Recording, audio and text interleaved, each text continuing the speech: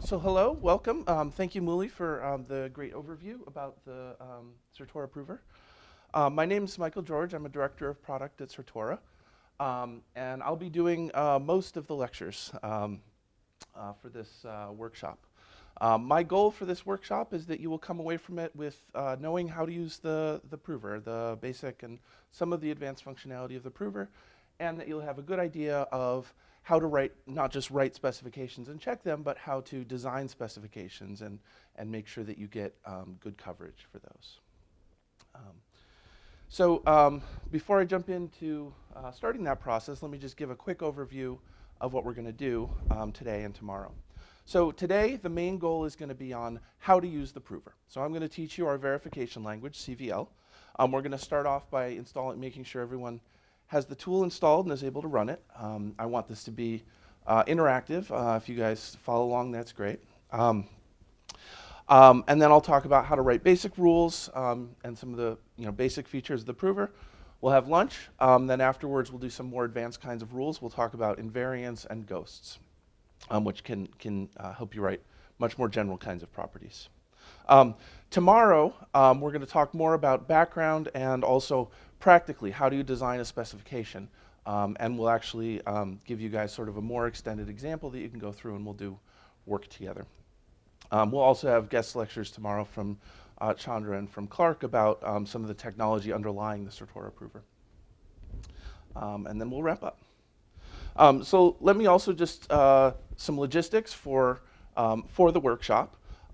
So for all of you in the room and all of you watching live on the stream, I'm a strong believer in active learning, which means I want you following along and asking questions. If I'm going too fast, ask me a question. It'll slow me down. Other people will have the same question.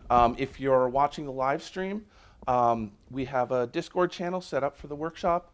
So you feel free to ask questions there, and we have people following along who will redirect the questions to me. My slides are a little bit dense. There's a lot on them. Don't feel too bad if you don't follow it, completely at line speed. Do ask questions, but the slides will be posted. There's a lot of links in the slides that you can follow as well to the results of the runs that we'll see. And also, once we do the setup, I'll have you check out a repository, and that has the finished, all of the finished examples from the slides in it, and is also where we'll do exercises. And the general structure of this, again, I'm a big believer in active learning, so I'm going to talk for a little bit, 15, 20 minutes, and then we'll do some exercises together, and then we'll sort of alternate that way. There's a bunch of people from Certora in the room and monitoring the Discord channel, so I'm hoping that time to actually get in and try things while we are here to help you will be helpful. You may be watching this asynchronously. I still encourage you to ask questions. We have a forum. The link is here, forum.certora.com. And the slides and the repository, I'll also have links in the comments on YouTube. Okay, so this first session, this is the last slide. I want to make sure that everybody's able to get things set up. I think maybe people have set it up ahead of time, but I want to also make sure that you download the examples and are able to run it. So let me quickly go through the instructions, and then we'll stop. You guys can install. We'll make sure everybody's good to go, and then we'll start back up again. So there's this repository, github.com/certora/examples. Check out that repository. That has submodules with the specific examples in it. So you'll need to run git submodule update --init to also download those specific examples. As far as installing the prover, there's two options. We have this new option, which is to use a Docker. You have to run it through VS Code, so you'll need to install VS Code, install Docker, and install an extension for VS Code to run the Docker.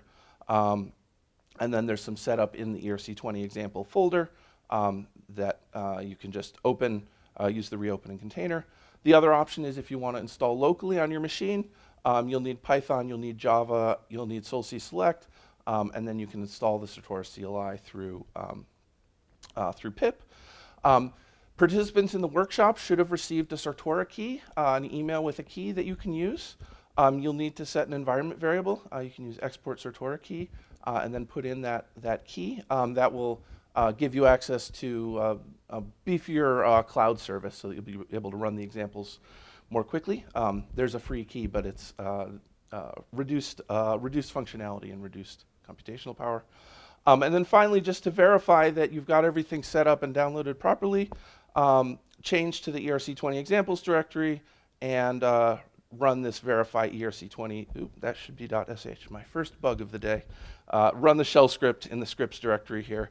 That should run the verification and should give you a link that you can then visit. And if that works, then we're ready to move on. So I'll stop here, leave up this slide, and we'll help you guys install.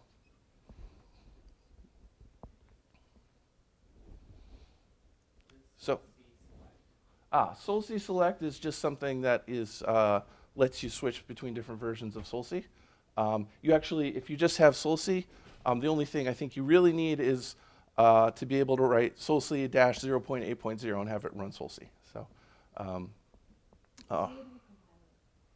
yeah.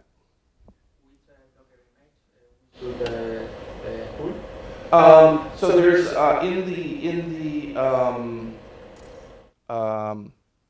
in the repository here, there's what is it, a dev environment or something like that set up. So if you do the reopen in container in VS Code, it will automatically pull the right Docker image.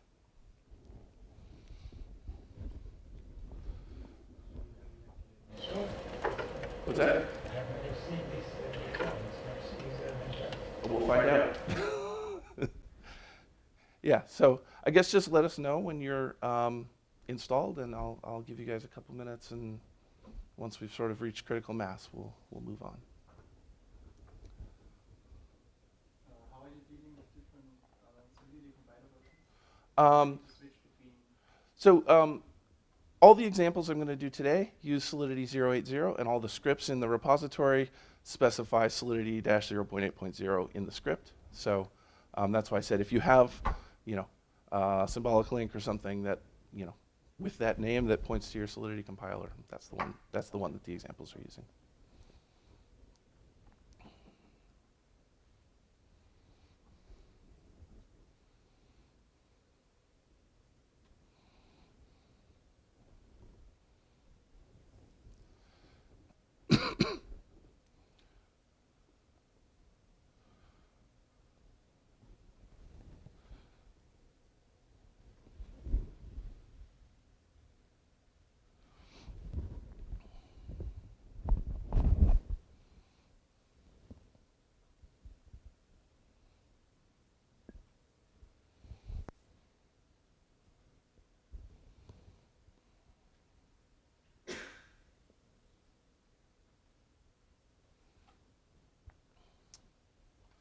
Thomas, are we getting any installation questions on Discord?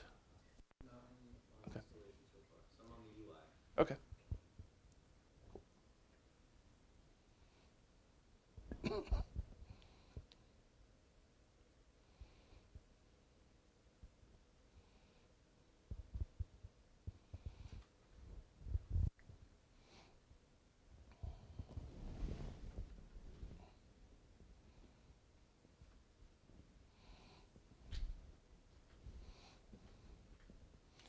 I promise this is almost certainly the most boring exercise we're going to do today. So.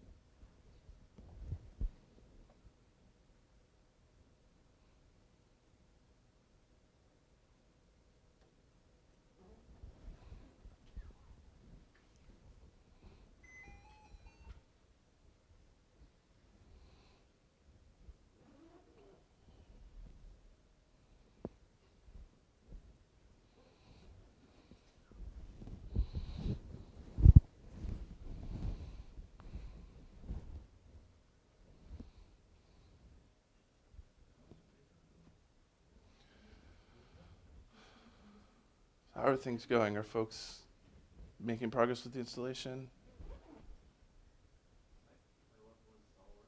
Okay, great. You guys? Oh, okay.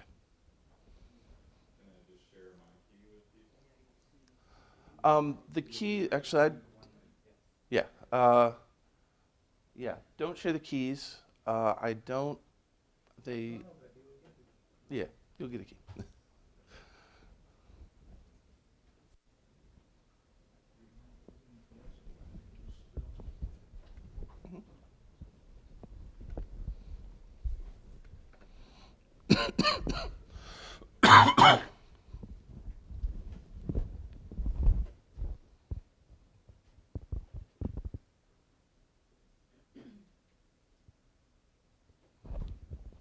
Actually, maybe I will take the USB for the thing.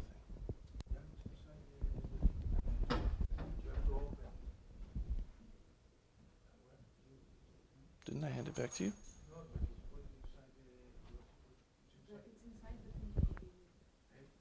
What thing? Oh, it's inside here. Uh-huh.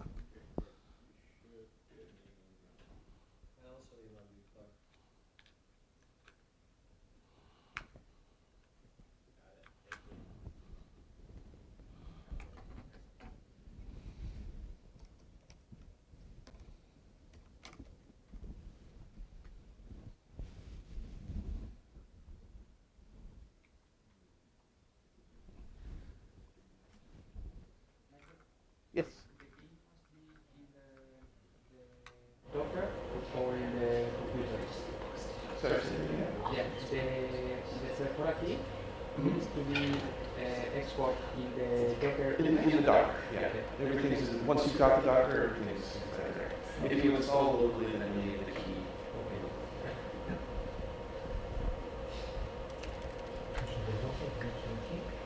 No, you have to put your key in the Docker.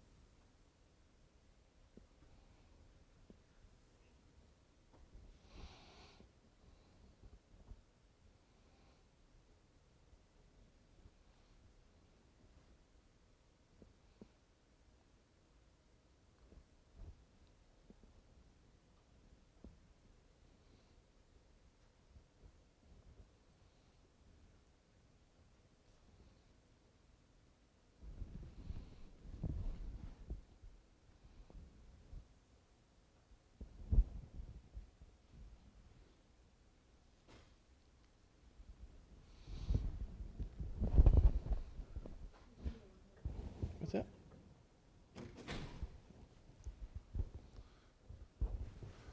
Thomas, if you want to post the rules.pdf slides. Yeah.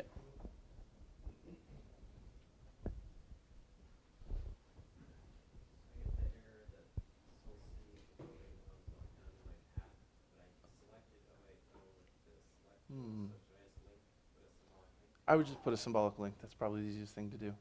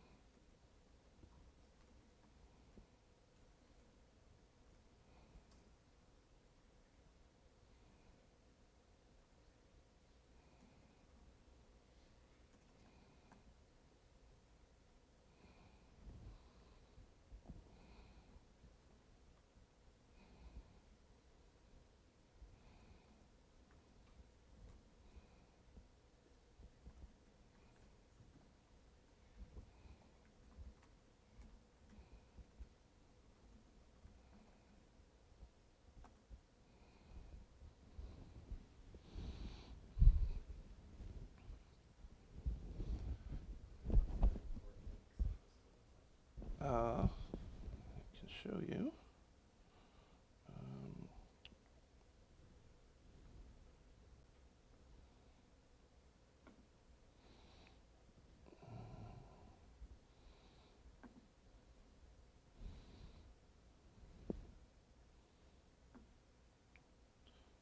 Just reran it, so this is not, oh, there it goes. Something like this.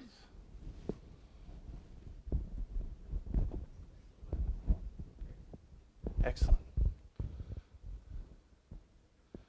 How are other folks doing? Are we? People are right where you are saying they need to be. Okay. Are you guys in the room ready to move on, or you need another minute? Okay, let's move on then.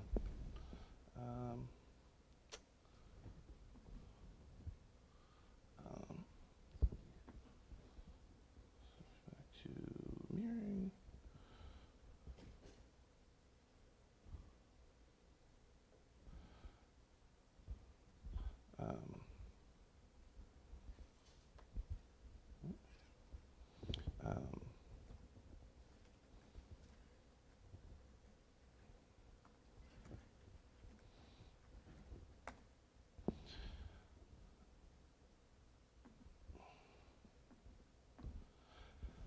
Okay.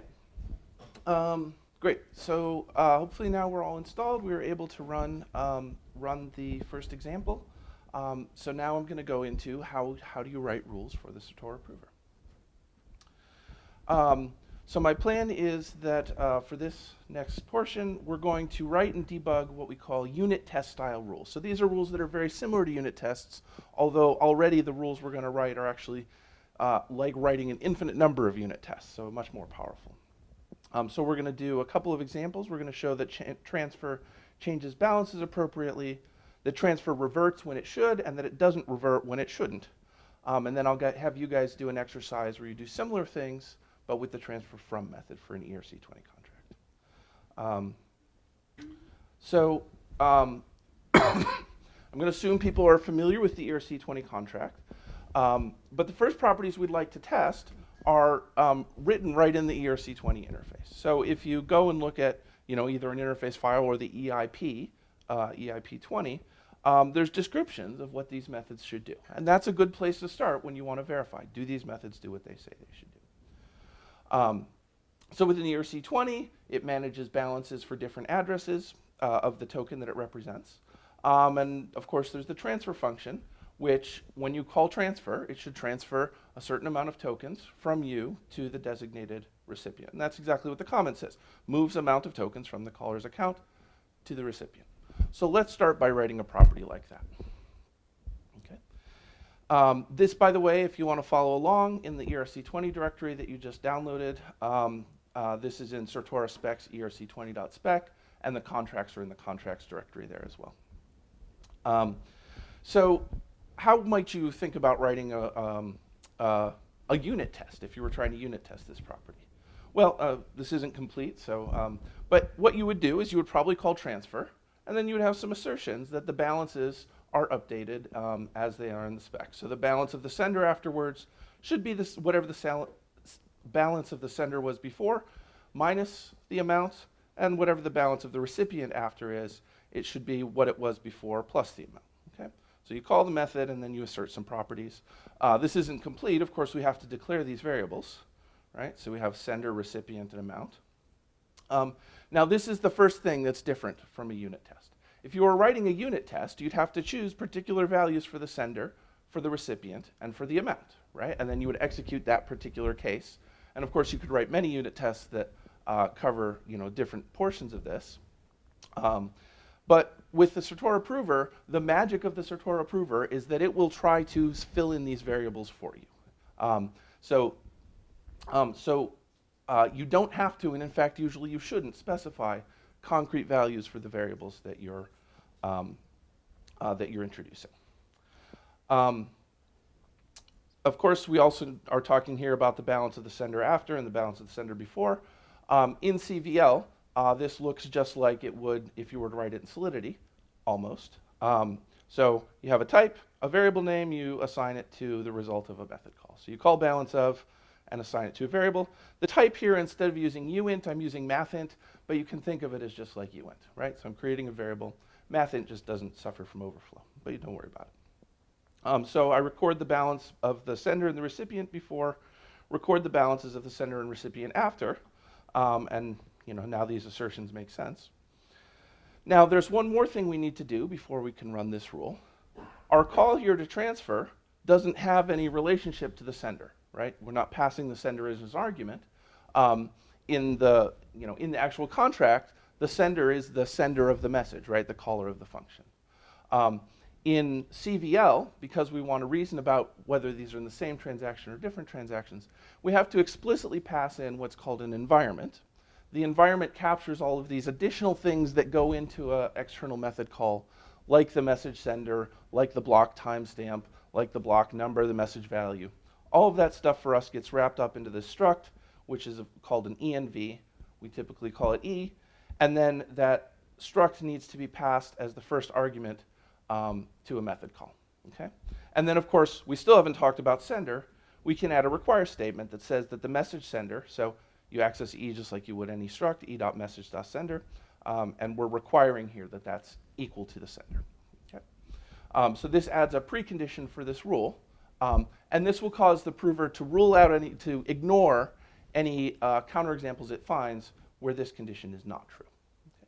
This is a lot like a require in Solidity, but not entirely like a require, right? In Solidity, a require would cause the transaction to revert. Here, it would cause the counterexample to be ignored. Now, I haven't passed in an environment to the call to balance of. I could create a bunch of different environments and call balance of in those different environments. I could pass in the same environment, although that's an easy way to get bugs, so that's a bad habit. But there's an even better way here, which is the balance of method doesn't look at the environment, right? Balance of is going to give you the same answer no matter who the message sender is, no matter who the what the message value is, and so forth.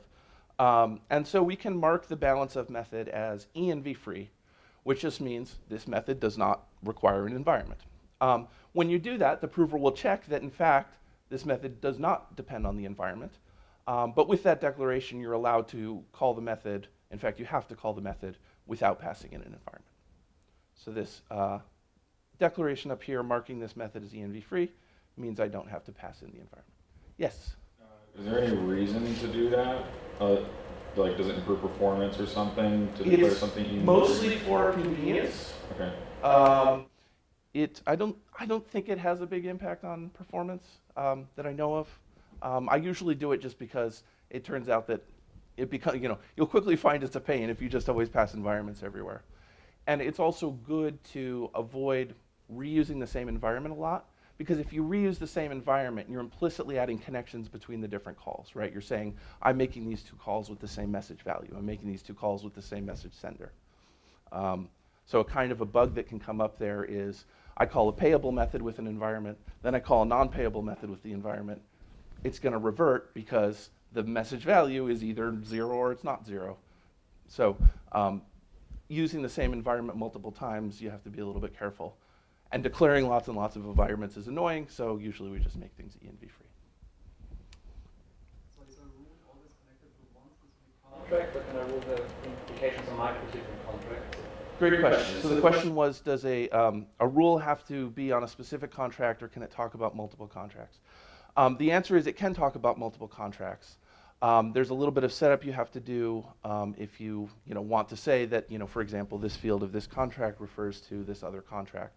But if you do that setup, then you can write properties that talk about multiple different contracts. And now the connection is basically made by calling the rule and saying, okay, this is the spec and this is the... Yeah, exactly right. Yeah, so in the examples directory that you guys looked at, the script that you ran contains the name of the Solidity file, the name of the spec file, and that's how they get tied together. Great question. Other questions? Okay, so we can go ahead and run this, and let me show you what the results look like if we run this rule. Okay. So here we have the output of the prover. This is what you would get if you click on the link that gets spit out on the command line. Let me just sort of give you a little orientation here. So On the left, you see the results of your different rules in your spec file. There's also some information here about how long things took to run, so this took 30 seconds to verify. You can hide that. There's various logs you can access. But one of the first things you should look at here is your results. So remember I said the prover will check if that env free declaration, well, there's the check, and it passed. So you see this green check mark. We also have our rule transfer spec, and we actually see that it failed, the red X here. We can expand out that failure. We see the assertion message for the assertion that failed. And if we click on it, we get a lot of information. So one of the things we see over on the right here are all of the variables that were declared in the rule itself. So remember we had like balance of sender before, and recipient, and amount, and sender, and so forth.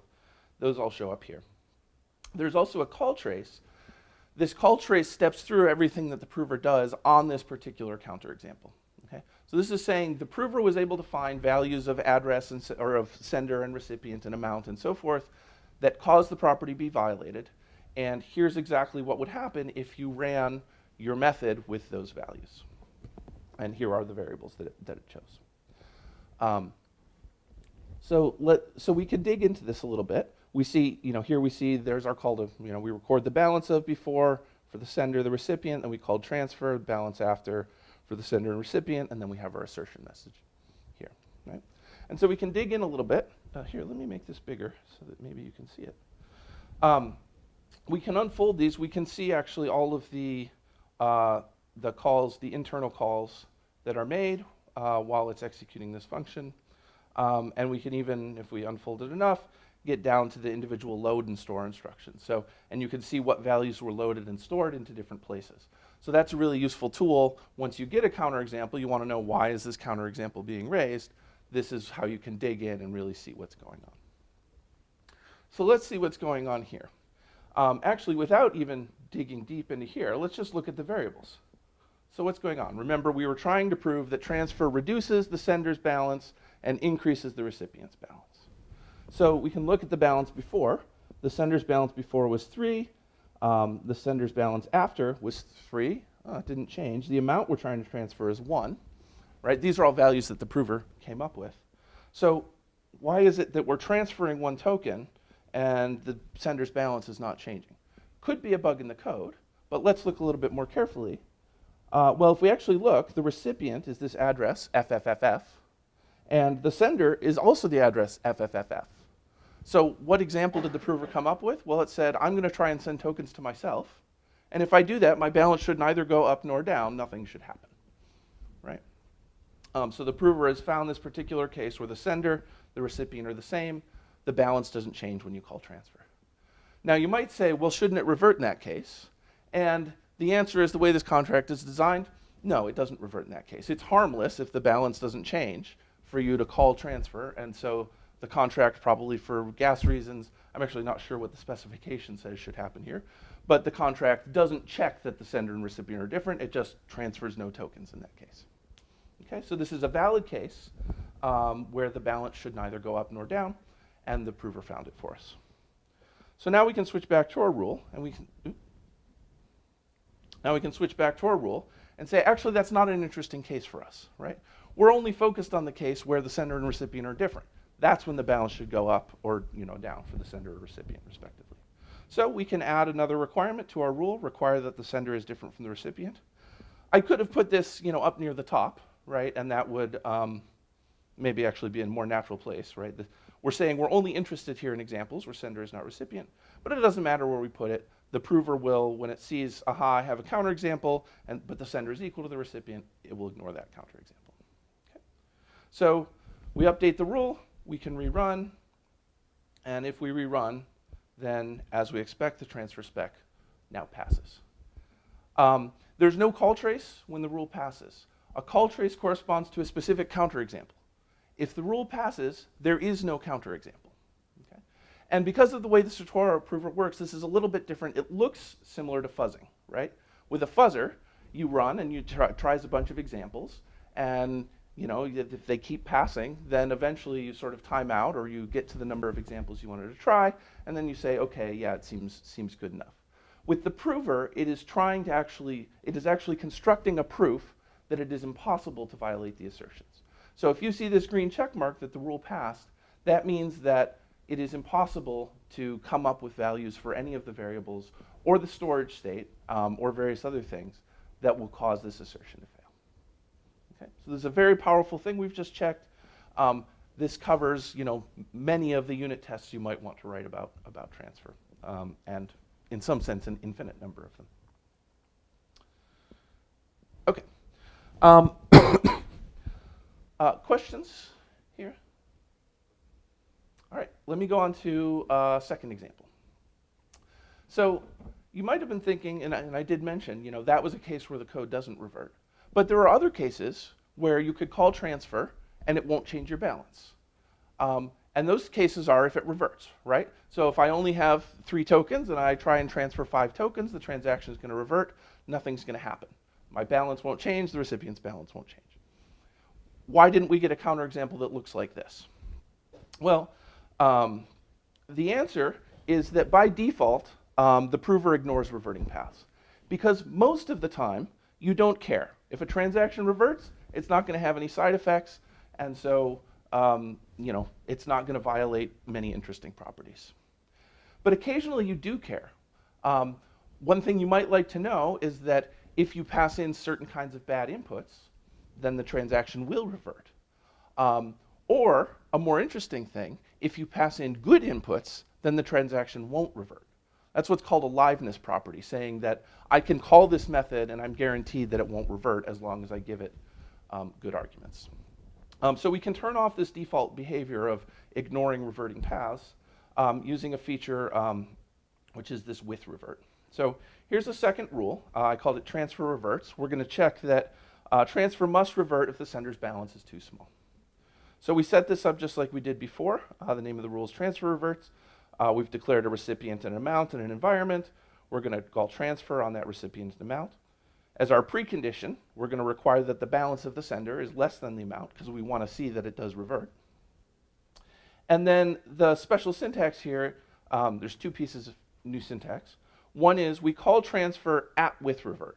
And what that syntax means is allow this to revert and still consider the counterexample. And then the other new piece of syntax here is this special variable last reverted.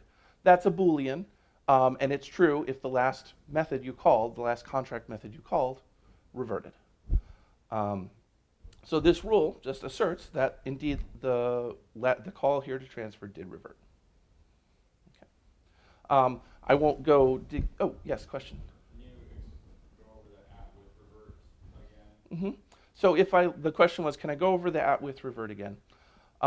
If I didn't have the with revert here, the prover would ignore all of the cases where it reverts. Okay, which hopefully is actually ignoring. What's that? It would throw it out like a precondition. Yeah, it's just like requiring that it doesn't revert. When I add the at with revert, it drops that precondition, right? It says I'm now going to consider both paths where it does revert and where it doesn't revert. Okay.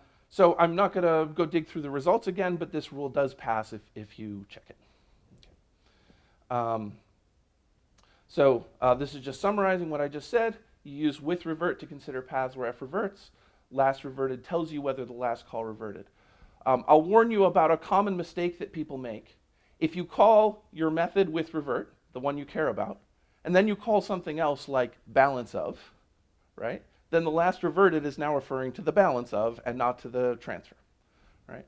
So if you want to call more methods after the one that you're interested in its reverting behavior, you can just save that last reverted, make a local, make a Boolean variable, save your last reverted. That's a way that people sometimes make mistakes. Okay, so that's proving that transfer does revert when it should. The more interesting case is a liveness property, saying transfer doesn't revert when it shouldn't. And I'm going to go through this one a little bit more quickly. I'm going to show you violations. I'm not going to dig into them. What I want you to get out of this is 2 things. One is, this is possible to prove that things don't revert when they shouldn't. And the other is, in most cases, there are a ton of revert conditions that you don't think about ahead of time, and it's a bit of a laborious process to actually get to the point where you've enumerated all of those revert conditions. So let's go through it. So we would like to say that transfer must not revert unless the sender doesn't have enough funds, right? It must revert if the sender doesn't have enough funds. If they do have enough funds, it must not revert. Okay? So here's the rule. Again, we declare some variables. We require now that the sender does have a high enough balance. This should probably actually be greater than or equal to. Another small bug. Right, so we require the balance is large, and then we call transfer, and then we assert that the last transaction did not revert, right? So then we can run it, and we get this call trace, and I unfolded it here. And what do we see is going on here? Well, why did it revert? Well, it looks like not message.value is 0. Oh, yeah, we're calling this method transfer. Transfer is not payable. If I call it with a message value that's non-zero, Solidity compiler inserts I think it's the Solidity compiler, inserts a revert automatically, right? So the transaction will actually revert if I call it with a message with a non-zero value. Okay, fine, let's add a condition to rule that out. So if the message value, it better be non-zero, right? Actually, yes, if the message value is non-zero, it should revert. So we add another require, we run again. This looks really nasty. In fact, there's some bad-looking output here. Why is there the bad-looking output? Well, with a little experience, you'll learn to recognize that if you see a big FFFFFFFF something, there's probably some overflow maybe going on here. Oh, yes, overflow, right? With modern versions of Solidity, if you have a transaction that causes overflow, it will revert automatically unless you do unchecked arithmetic. So what's going on here? This isn't terribly helpful. The reason it's not terribly helpful, this is code that's inserted by the compiler. So there's nothing to show here besides the sort of low-level assembly. But you see, okay, there's an overflow. Okay, fine. So we can rule out that case. If the recipient's balance would overflow, it should revert. So we can require that the balance of the recipient plus the amount is less than max uint. Okay, run it again. Now what happens? Okay, well now we're calling transfer. Now what's going on here? We're trying to transfer, and the sender here is 0. Well, if the because of the way the contract's designed, the message sender, the sender of a transfer should not be 0. It'll revert in that case. But of course, that's not possible, right? In EVM, you can't send a message from address 0. You'd need to know the private key that corresponds to address 0, and nobody knows that. So that's a case that we actually don't care about. So we can rule that out. If the message sender is 0, then it's allowed to revert. We do it again, and we get a very similar thing here. Now the recipient is 0. This particular contract is designed so that the 0 address always has a 0 balance, and so it will revert if you try and send money to the 0 address. So we can rule out that case, and then finally the transaction reverts. So this is the kind of process that you might have to go through if you say, I want to prove that something doesn't revert. It's an iterative process of, oh, here's another thing I didn't think of. The prover gives you an example. You figure out what's going on in the example, decide whether that's a reasonable revert case or not, and then go update your rule. It's a lot of work, but you can do it. It's occasionally an important property for your contract. Okay. Any questions about this? What's the meaning of a 0 message value? A 0 message value. So, yes? Can you repeat the questions? Because they can't great. Yes, thank you. So the question is, what's the meaning of a 0 message value? In Ethereum, when you call a function, you send along some ether with it. That's the way you transfer ether to a contract. The e.message.value corresponds to, with the particular message represented by E, the value that's sent along with it. In Solidity, you can mark methods as payable or not payable. And if you try to call a not payable method and send it ether, it'll revert. So that's what's going on for this case. Other questions? Great. So I'm going to wrap and switch over to an exercise, but let me quickly summarize what we covered. So you can write rules in a very similar way that you might write unit tests, or that you might write specifications if you're familiar with fuzzers like Echidna, right? It's a similar process. But you can leave certain variables undefined. If you leave a variable undefined, the prover will consider every possible value for that variable. So that gives you immediately a ton of power. We saw mathint. I sort of glossed over it quickly. It's a good thing to use. It lets you avoid overflow in the spec. Feel free to ask questions if you're curious. We talked about the environment. You can pass it as the first argument to methods, and it contains the message sender, the message value, and other parts of the sort of environment in which the message in which the function is called. And if you have a function that doesn't depend on that, you can mark it as env free in the methods block. By default, we saw that reverting paths are ignored, but if you care about reverting, you can use with revert and last reverted to reason about that.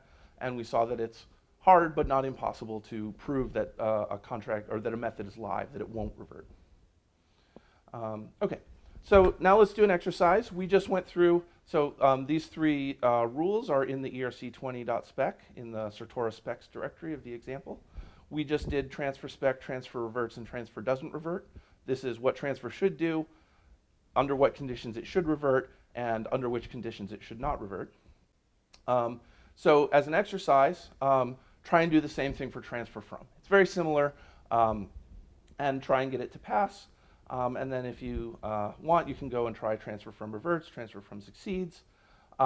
You can run the, we did run the script. That was the last step in the installation instructions, but here it is again, just to remind you how you can actually run the verification. And just in case you're not familiar, with the ERC20 transfer from and allowance and how they work, I've put the Solidity interfaces here. So transfer from now transfers from a sender's account to the recipient, but it requires an allowance in order to be able to do that. If I want to spend your funds, you need to allow me to do that. And the allowance method tells you what allowance has been granted to the spender from the owner. So take a minute, go try and write these methods, and then we'll come back. We can see how that went and take a little break if you need. So we'll reconvene and when folks are done, plus a little bit if people want to stretch their legs. And if you have questions as you're doing this, or you have other questions about what I talked about, just raise your, we have a bunch of people around who can come answer questions.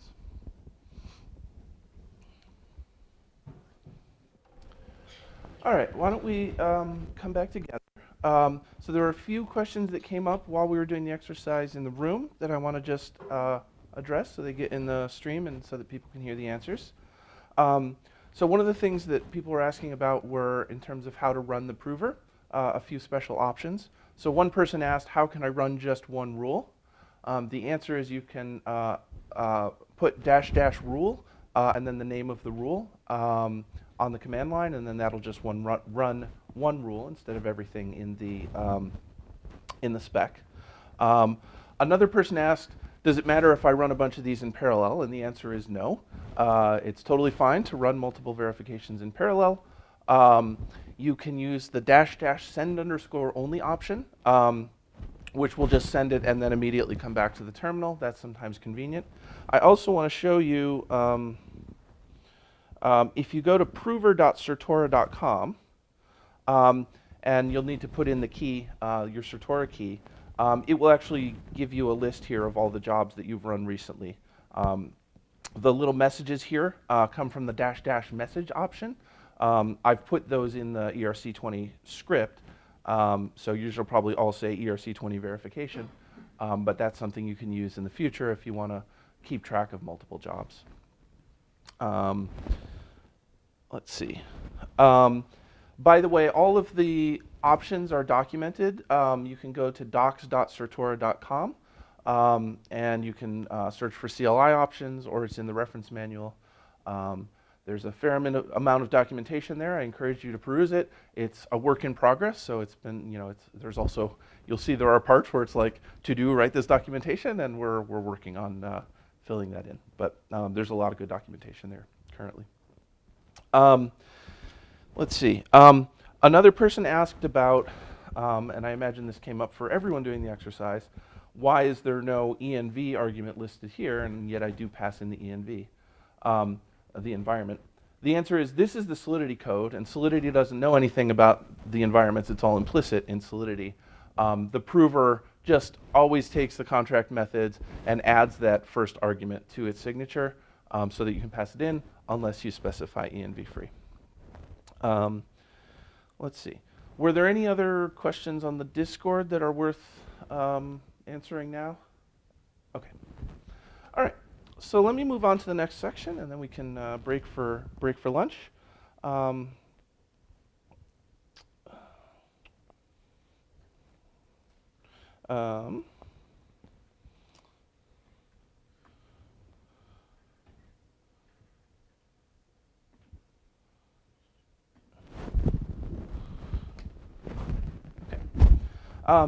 So, excuse me.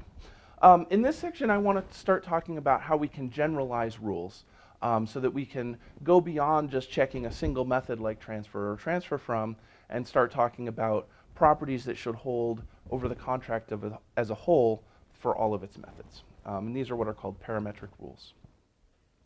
So to kind of motivate this, let's think from the perspective of a user. Something you care about is that your funds are safe. If you're using an ERC-20 contract, you'd like to know that you have control over your spending. So what did we prove so far between the exercise and the presentation? Well, we know that transfer only spends the funds of the sender. We know that transfer from, if you check this, would revert if the caller's allowance is 0. And we know that the allowance is controlled by the approve method because that's how it works. So if you don't call transfer and you don't give anyone an allowance, then nobody can spend your funds. Right? Maybe not. I just made a whole bunch of assertions. I said them really fast so that they would go right past you without thinking. But no, I said a bunch of things that we have no idea if they're true or not. So I said transfer spends the sender's funds. Well, we don't actually know that, right? We didn't check that I call transfer, it doesn't change some other user's balance. That's a rule that we could write, right? We could just add another variable, other, and then check that that balance doesn't change before and after the call to transfer. We'd require that it's different than the, require that it's different from the sender and recipient, and then we could assert that it doesn't change. So we could check those kinds of things. We did check that transfer from reverts if the allowance is 0, but we didn't check that the only way for somebody to get an allowance is by calling approve. Even though, of course, the source code says approve is the method that changes the allowance, we don't trust the source code. That's the whole point of doing verification. Okay. And similarly, we could ask the same kinds of questions about balance. So even if I know I have control over my allowance, I know that transfer from requires an allowance because of the rules we wrote as an exercise, but maybe other methods change balances in ways that they shouldn't. So to try and generalize to this idea of I want to control my allowance, I don't want to focus just on a specific method, right? So, but let's start by thinking about focusing on a specific method. So if we want to show the token holder controls their allowance, we can try using the techniques we've already seen. So we know allowances are controlled by approve, and so maybe we could check that only the holder of the tokens can call approve. Right? This rule is wrong that I'm showing you now, and the more you think about it, the more confused you'll get. So don't think about it too hard right now. Let me just walk through it and explain why it's wrong. So we might like to say only the holder can call approve. So we make an address holder, we make an address spender, we call approve. Maybe we want to say it will revert if somebody else calls it. So we call approve with the spender and the amount. And then we could assert that if the message sender is not the holder, then the transaction reverts. I snuck in a little new syntax here. This arrow, you can read it as this implies that, if you're familiar with logical implication. Or if you're not, you can think of it as if this, then that. So this is asserting if the message sender is not the holder, then last reverted. Okay, so that's how to read this little arrow. So this rule says, again, if the message sender is different from the holder, then the transaction, this call to approve, would revert. Sounds great. Sounds like it describes what we said here is that only the holder can call approve.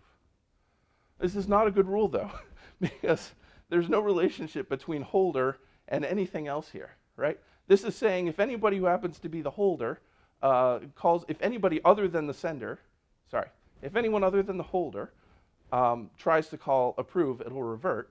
Well, anybody's allowed to call approve, right? They just can only approve their own funds.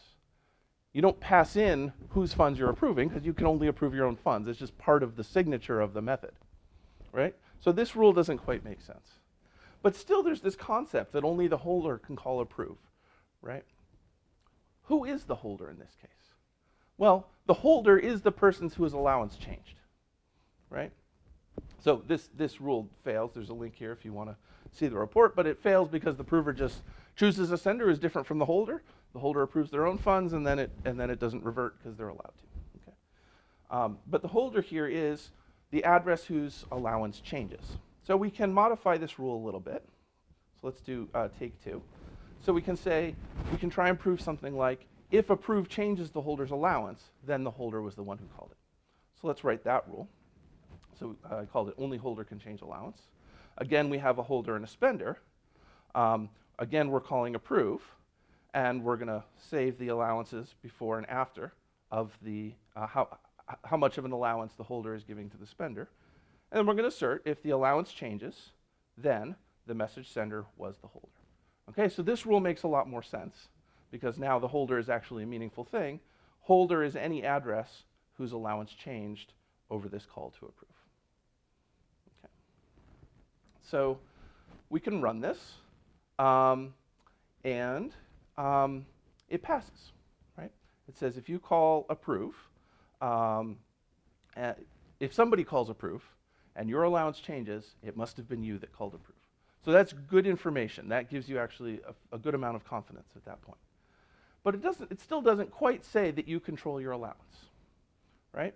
Because it tells you you're the only one who can call approve to change your allowance, but maybe some other method, maybe transfer from is buggy and changes your allowance, or maybe, maybe some method is buggy and changes your allowance in a way that it shouldn't, right?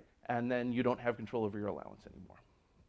So we'd like to generalize this. We'd like to say, actually, if any method changes your allowance, then you're the one who called it. And we can do that very easily in CVL. So we'd like to, instead of calling approve here, we'd like to just call some arbitrary function in some arbitrary environment with some arbitrary arguments, right? That's what we'd like to say. Now, of course, here we only declared arguments that make sense for approve, but we actually can declare arguments that apply for an arbitrary method. So we can declare a variable of type method, and just like if I declare a uint and don't tell you what it is, the prover will consider every possible value of that int. If I declare a method and don't tell you what it is, the prover will consider every possible external method in the contract for that.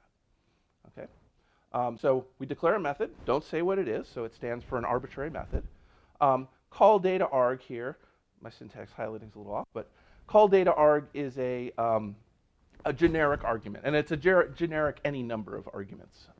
So you can pass it into these arbitrary functions. So this is any number of arguments that sort of match the signature of whatever method you're passing it into. And again, I have an environment here. So this is kind of magic, right?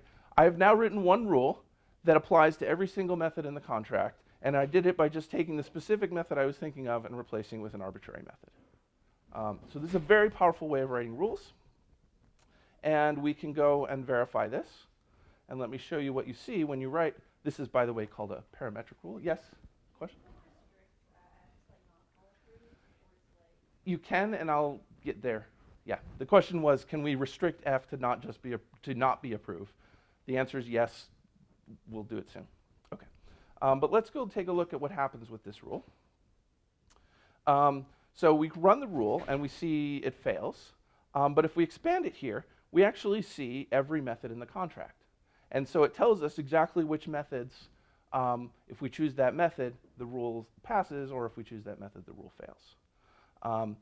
And so we see it tried name, it tried approve, it tried total supply, but it fails on transfer from. Okay? And we could dig into this a little bit, but let's just pause and think for a second. Are we surprised if we call transfer from and our allowance changes, or somebody calls transfer from and changes our allowance?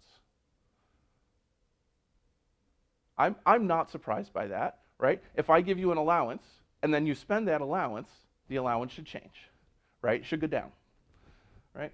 So this is another example where actually we just didn't think of a case, so let's go modify our rule. It doesn't quite say what we meant to say. What is the implication of the runtime, like by adding this rule? Like how long are Actually, you can see here, so it has runtimes for each individual thing. This is a simple contract, so they each ran for 0 seconds. Most of the time, actually, for this simple contract is going into static analysis.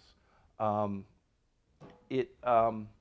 mean, you can think of it as the prover is running each of these independently. So many of your methods will be quick and simple, and so it doesn't add much, but you're basically running 12 rules or whatever. Let me repeat the question that I just answered.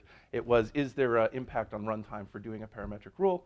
The answer is you're basically running, think of it as running multiple rules. Okay, so, right, so we looked at this counterexample. We realized this is actually a counterexample we don't care about because if somebody spends the money that I gave them an allowance for, then their allowance should go down. So we can go back and revisit the rule. If I'm thinking about I want to control my allowance, I don't really care if somebody else reduces their allowance, right? I only care if they increase their allowance, right? I don't care if you're able to like reduce your allowance. That doesn't affect my security at all. It just means you'll be able to spend less of my money. So all I really care about is if the allowance goes up. So we can change the rule a little bit. Instead of saying if any method changes the holder's allowance, we could say if any method increases the holder's.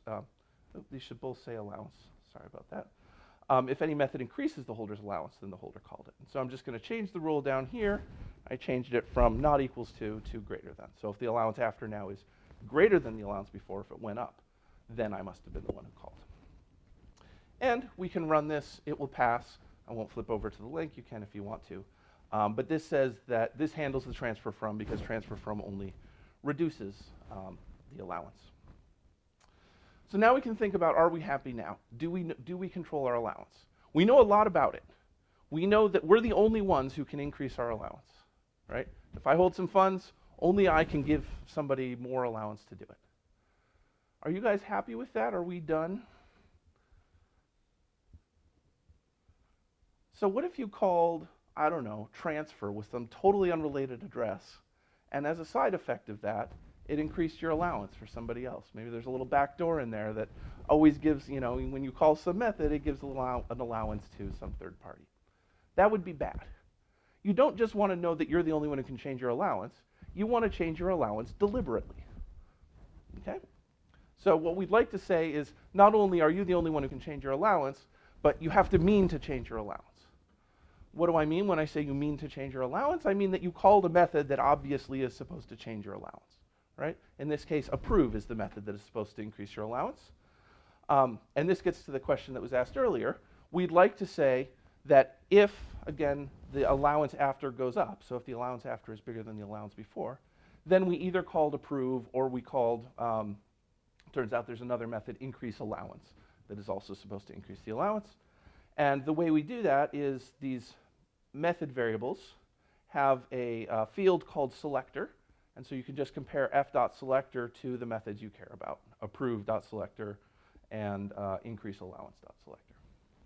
Okay? So this is how you can sort of filter out, pay attention to specific methods.